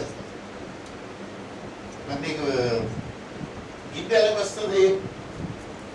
గిన్నె కావాలి కదా, స్టీల్ గిన్నె. గిన్నె ఎలా వస్తుంది? ఒకటి గిన్నె లేదనుకోండి, దావీదు నా గిన్నె నిండి పొరులుచున్నది అన్నాడు. అప్పుడు నీ దగ్గర గిన్నె లేదు, అప్పుడు ఏం చేయాలి? ఎలా కట్టాలా? అప్పుడు నా దోశల నిండి పొరులుచున్నది అనాలా? ఈ దోశల నిండి పొరులు ఉంటే నువ్వు ఎలా తింటావు? ఇలా తినాలి. సరే, అప్పుడు పిల్లలు ఏమంటారు? మా అమ్మ కుక్కలా తింటాం చూడు అంటారా? కాబట్టి దేవుని ప్రియమైన బిడ్డలారా, ఇరుకు మార్గమున ప్రవేశింప పోరాడుడే అని యేసు ప్రభు చెప్పిన మాటలో, ఈ పోరాటంలో ఎంతో చూడండి. ఎవ్రీడే ఈజ్ ఎ పోరాటం. ప్రతిరోజు మనకి పోరాటం. 1 కొరింథీయులకు రాసిన 1 పత్రిక 9వ అధ్యాయం 25వ వచనంలో అపొస్తలుడైన పౌలు, నా పరుగు తొలబెట్టేసి జరిగిన పందెంలో పోరాడుతుంది కదండి. ఆ పందెంలో పోరాడుతుంది. ప్రతివాడు మితముగా ఉంటాడు. మితముగా ఉండడం అంటే ఏంటి తెలుసండి? పందెములో పోరాడి గెలాలనుకున్న వాడట ఎక్కువ మాట్లాడండి, సైలెంట్గా ఉంటాడు, మితముగా ఉంటాడు. తిండి ఇంత 4 కోళ్ళు తినడు. క్రికెట్ ఆడి వాడు ఊరికి చికెన్ తినేది తింటాం, కొంచెమే తింటాడు చికెన్. ప్రతి దాంట్లో మితము, తిండిలో మితము, నిద్రలో మితము, ఆటలో కూడా మితమే. ఊరికి అలసిపోడు, కరెక్ట్ గా బాల్ చూసి 6 అని కొడతాడు. అంతేగాని ఊరుగా 10 రన్లు సింగిల్ రన్లు కొట్టడం. సచిన్ టెండూల్కర్ అనగాడుతున్నాడు, ఊరుగా ప్రతి సింగిల్ రన్లు కొడతాడు అనుకున్నారు. అలసిపోడా? చూసుకొని ఒక 6 కొడతాడు, 4 కొడతాడు, మళ్ళీ ఒక టిక్ డిఫెన్స్ ఆడతాడు కదా. ఏ ఆట చూసినా మితముగా ఉంటాడు. మాటల్లో మితము, క్రియల్లో మితము, ఎనర్జీ కాపాడుకోవడంలో మితము, అన్నింటిలో మితంగా ఉంటాడు. నిద్రలో మితము. ఉదయం లేచి గ్రౌండ్కి వెళ్ళి ప్రాక్టీస్ చేస్తాడు. కాబట్టి దేవుని ప్రియమైన పెట్టినారా, ఈ దినాన్ని మీరు గుర్తుపెట్టుకోండి. యేసయ్య చెప్పిన ఏ మాట కూడా నిరర్థకము కాదు, అర్థము లేనిది కాదు. యేసయ్య చెప్పిన ప్రతి మాట ప్రతి జనరేషన్కి, ప్రతి తరానికి, ప్రతి సమయంలో ఖచ్చితంగా అది వర్తిస్తుంది. పాతకాల పాట మర్చిపో, వాక్యం ఎక్కడ ఉంది అని అనుకోవద్దు. It is ever present, it is ever green, it is always applicable, it is applicable to everybody in any generation. ఏ తరంలో అయినా ఇది వర్తిస్తుంది. ఏ సమయంలో అయినా యేసయ్య మాట వర్తిస్తుంది. ఏ జనరేషన్, ఏ తరము, ఏ సమయము, ఏ దేశము, ఏ ప్రాంతంకైనా, ఏ కులానికైనా, ఏ మతానికైనా, ఏ డినామినేషన్కైనా యేసు మాట సమయానుకూలము. దీనికి పాత పడిపోవడం అంటూ ఏమీ లేదు. Cannot be absolute, it is always omnipresent. కాబట్టి వాక్యం చదివే కొలది మీకు జ్ఞానం వస్తుంది తప్ప పోదు. దేవుని మందిరానికి వచ్చినంత కాలం మీకు ఆశీర్వాదమే, శాపం తగలదు. ఎవడైనా శపిస్తే మీకు తగలదు. ఎవడైనా మీకు చిల్లంగా పెడితే అది మీకు రాదు. ఆ దెయ్యం వెళ్ళాడితో చెప్తుందట, ఈ బిడ్డలు గుడికి వెళ్తున్నారు, దేవుని మందిరానికి వెళ్తున్నారు, మేము ఏం చేయలేము, నాకు రక్తం ఇచ్చి అంటదట. ఆడు వెళ్ళి కోసుకొని రక్తం ఇవ్వాలంట ఆ దెయ్యానికి. చెల్లంగులు చెడుపులు చేస్తే ఎందుకు పనికి రావు. క్రైస్తవ బిడ్డలు విశ్వాసులు జోలికి వెళ్ళవు. ఎవరైతే క్రీస్తు నామంలో బాప్తిసం పొంది మారమనసు పొందారో వాళ్ళ జోలికి దెయ్యాలు ఏం చేయలేవు. నేను అదే ఒక పాట రాసిన. ఆ పాటలు ఏమంటే చీడ పీడ పురుగులు నీ పంట జోలికి రావు, ఏ పురుగులు కూడా నీ పొలానికి జోలికి రావు. ఒకసారి యాదవ్ అనే ప్రాంతంలో కాకినాడ దగ్గర పురుగులు పట్టేసి పొలానికి. ఆ రైతు ఏడుస్తూ ఉన్నాడు, ఎందుకంటే ఆ పురుగులు తినేస్తే ఇంకేం ఉండదు. దానికి అప్పు చేసి పట్టుకొచ్చి రైతులు పొలం వేశారు. అప్పుడు ఆ రైతు ఏం చేశాడంటే, అక్కడ పాస్టర్ గారు ఉండేవారు, శామ్యూల్ గారిని. ఆయన దగ్గరికి వెళ్ళి, అయ్యా నా పొలం తినేస్తున్నాడు పురుగులు అన్నాడు. ఆ పాస్టర్ గారు ఏం చేశాడంటే ప్రార్థన చేద్దామని ప్రార్థన చేశాడు. ప్రభు ఈ పురుగులు బారి నుంచి ఈ రైతును కాపాడు అనేసి ప్రార్థన చేసి ఆపేనగానే కొన్ని లక్షల కాకులు వచ్చి అక్కడికి. ప్రతి కాకి ఒక చెట్టు దగ్గరికి రావడం, ఇలా చూడటం, ఆ ఆకులు అడుగు నుండే పురుగులు తినేసి మొత్తం పురుగులన్నీ కాకులు ఏరేసి. అప్పుడు ఆ రైతు ఏం చేయడం తెలుసండి, ఆ పొలంలో ఉన్న కొంత భాగం, ఒక 15 సెంట్లు అంత ల్యాండ్ కొలిసి మాస్టర్ గారికి ఇచ్చేసి, అయ్యగారు మీరు మందిరం కట్టుకోండి, కట్టించండి అన్నాడు. ఆ రైతు మిగతా రైతుల దగ్గరికి వెళ్ళి మాస్టర్ గారి గురించి చెప్పి డబ్బులు పోగు చేసి పెద్ద మందిరం కట్టించారు. దేవుని మహాత్మను బట్టి ఆ మందిరంలో వాక్యం చెప్పడానికి నన్ను పిలిస్తే నేను వెళ్ళాను. హల్లెలూయా. ఎలా వచ్చిందండి ఇంత మందిరం, ఇంత చక్కని ప్రదేశం అంటే అది చెప్పాడు. ఇదంతా కూడా ఒక రైతు దగ్గర. రైతు కూడా విశ్వాసం అయిపోయాడు, దేవుని నమ్ముకున్నాడు. హల్లెలూయా. కాబట్టి ఎలాంటి చీడ పీడ పురుగులని పంట జోలికి రావు. చెడుపును చెల్లక్కులని ఇంటికి అసలే రావు యేసు ప్రభు నమ్ముకుంటే. హల్లెలూయా. కాబట్టి ఇంకా ఎవరైతే బాప్తిస్తాలు పొందాలో ఆడ వెంటనే బాప్తిసం పొంది నామము వాళ్ళకు చేర్పండి, మీ పేరు జీవగ్రంథంలో రాయించుకోండి. లేకపోతే నిత్య నాశనానికి వెళ్ళిపోవాల్సిన అవసరం. దేవుని బిడ్డలారా, ఈ సంగతిలో గుర్తుపెట్టుకోవాలని మీకు మనం చేస్తున్నారు. ఇదంతా కూడా ఒక హెచ్చరికలు తీసుకోండి. ఇంకా చాలా విషయాలు ఉన్నాయి. మనం పాపముతో పోరాడుతున్నాం. ఆ పోరాటాలన్నీ కూడా విజయవంతంగా సాగాలంటే క్రీస్తుని మీ హృదయంలోకి చేర్చుకోండి. తలలో వచ్చండి, ప్రార్థన చేస్తారు. ప్రేమ గల మా ప్రియ ప్రభువారి స్తోత్రాలు. ఈ దినాన్ని ఇరుకు బారిన కూడా ప్రవేశించడానికి పోరాటం ఆ విషయమై అనేక ఉదాహరణలతో మీరు మనకి హెచ్చరించిన హెచ్చరికలన్నింటి పెట్టి మీకు వందనాలు.